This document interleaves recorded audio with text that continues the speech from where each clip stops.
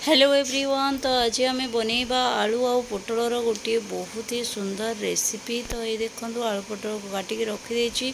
ये हूँ पियाज और टमाटो को काटिकी रखीदे। कड़ाई रे पकेली तेल, सनफ्लावर तेल। देखु माटी कड़ाई रे सब माटी कड़ाई रे ही रोषे करके खाइबे।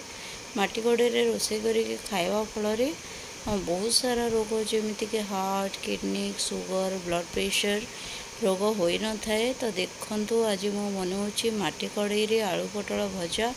तो प्रथमे पकईदेली अल्प टे सोरस फुटीगला पकईदेली कटा जाइथिबा पियाज और टमाटो।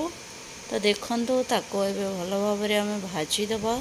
जो काटिकी जो रखी पियाज और टमाटो ताकू अल्प तेल देछि। आ गोटे माटी कड़ाई रे रोषे करिवार आ गोटे प्रॉफिट होछि से माने बेसी तेलर आवश्यक पड़ी न थाए। तो ये देखु तापर आम देदबा स्वाद अनुसार लुण। एबे देखु मो स्वाद अनुसार लुण पकईदेली।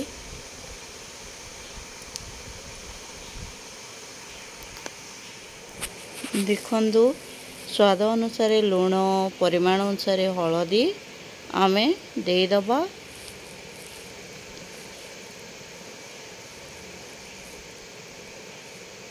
एबे ताको भल भाव फ्राए करदबा। तो आपण मैंने कौ कड़ाई रे माटी कड़ाई रे रोषे करती ना स्टील कड़ाई रे ना तमा कड़ाई रे कौ पात्र रे रोषे करती कमेंट बॉक्स रे निश्चित भाव में कमेंट करके जनइबे।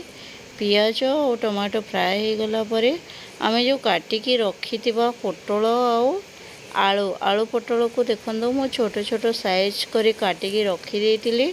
आउ ताको अल्प टिके आंचरे सिझे देइतिली। कहीं ना एबे जानछंदी खरा मासरे पोटल माने तार जो छालीटा सेटा माने टिके टाण टाण लगी थाए। तो घरे एजेड लोक थिले खाइबा को पसंद करंतिनी। तो मो सासू तांको से जो टाण लगे ताको पसंद आसेनी। तो मु कौन करथिली ताको अल्प टिके सिझे देइथिली। एबे देखंतु पूरा भल भाव रे भाजी दबा।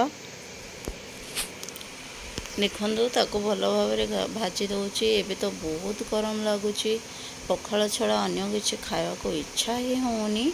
तो सेथिपई आमे लंच रे करिथिलु पखाल भात सांग को आलू पोटल भजा।